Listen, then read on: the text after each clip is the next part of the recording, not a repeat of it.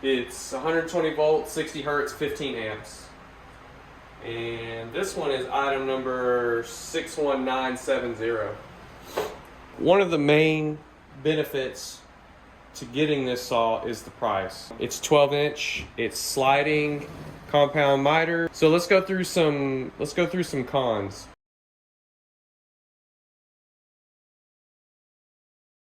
Pretty hard to adjust. Just to give you an example, if I wanted to make a 45, you have to click in this button here.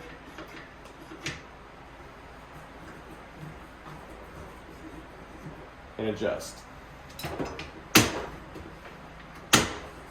And then tighten the knob back down. And there's your 45. So that's not crazy difficult to adjust. Just kind of cumbersome to adjust the knob, lift the lever, turn it. So not a huge deal, but I mean it can be, if you're doing a lot of different cuts, it can get cumbersome. It does have adjustment in the back to change the angle of the saw. I've noticed that it's not incredibly accurate, so you gotta do test cuts before you use it. So you can go all the way to 45 on each side.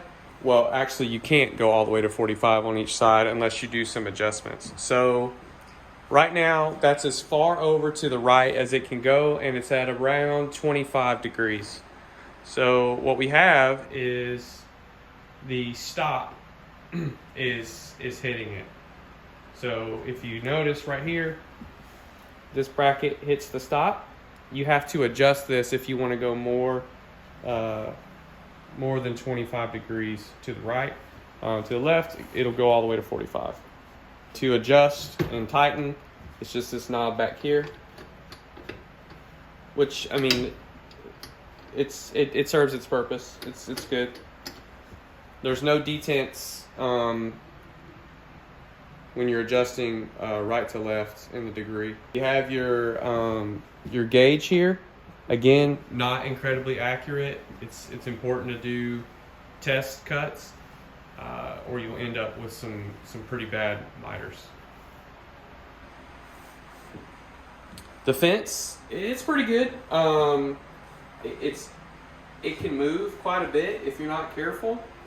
I've noticed that on mine, if you're not paying attention and you don't get these screws right here tight,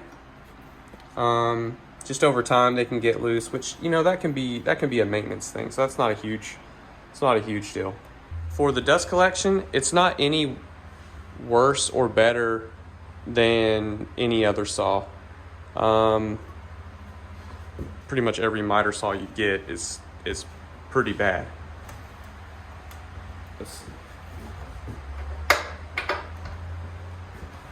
So it has a lock to hold it in the down position, which is over here. It's just this little turn knob here.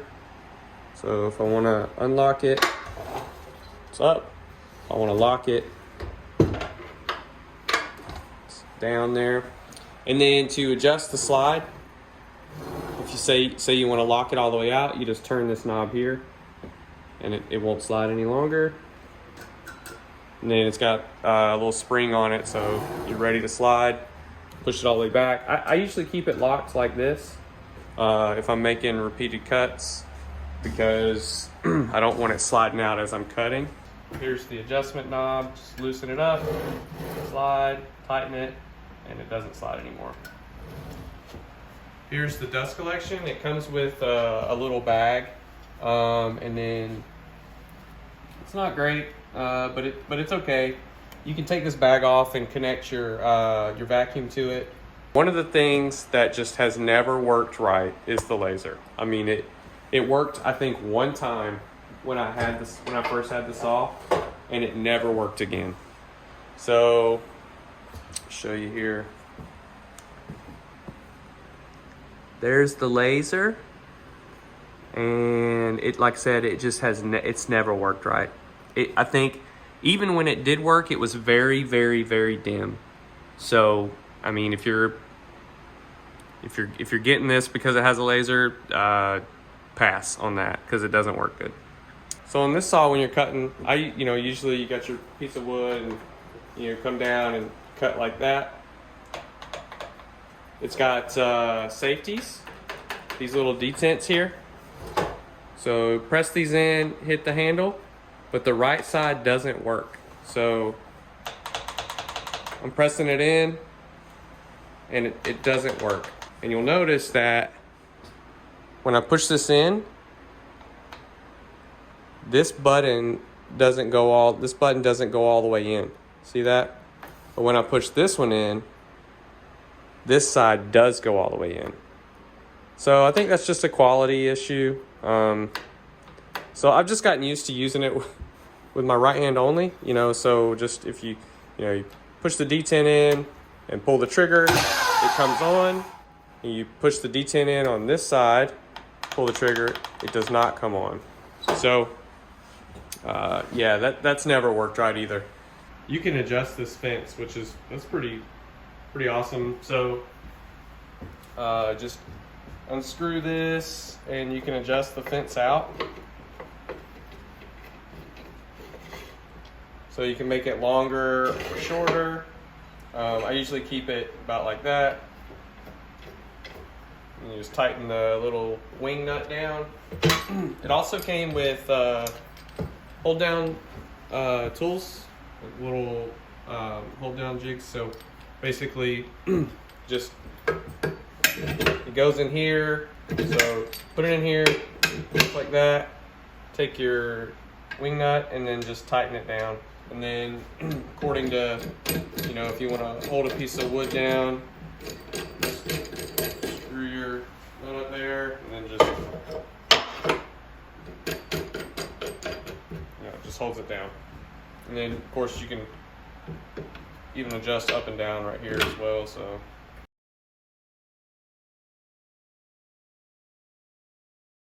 I really don't know where you're going to get a 12-inch compound miter for $119. You're just not going to get it. And then of course you get the Harbor Freight warranty if you choose. So if it ever, honestly, probably after the laser didn't work the first time, I probably could have taken the saw right back and got it swapped out. But for me, it wasn't a deal breaker, and when I got it home, I didn't really need the laser anyway. So, but here's an example of it just cutting through this little 1x2 poplar.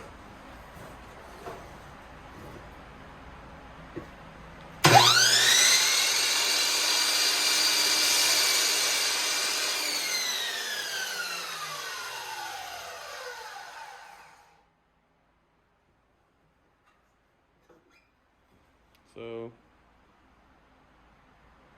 you can't really tell, but that's not square. So it looks pretty square until you get in and you can see that it's on this side. It's not quite square, and there you can see it you can see the light coming through on the other side. There it is. For mounting, it's got your standard 4 mount positions. Actually, one of the things I want to mention that I do like too is this safety cover that comes back down. So, it comes up as you go down and then goes right back. That, I will tell you, has worked perfect every single time from the time I got the saw. So, if something was going to work, that's what I want to work. It does have detents, which is awesome. So I'm on 0 right now. It's got a detent at 15, 22 and a half, 30, and 45. And that's in both directions. So I'm at 0 now, 15, 22 and a half, 30, and then 45. Is it worth the purchase? Of course it is. $100. If you're just needing it, compound miter to cut some some wood for some projects, this is a great saw. You're never going to lose your money on a $100 compound miter 12-inch, sliding saw. I mean, that's amazing.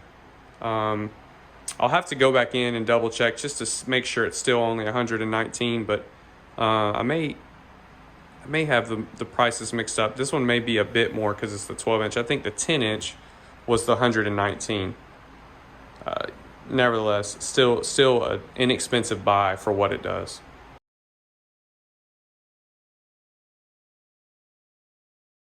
Why would I upgrade? So for me, it's just got to do with accuracy.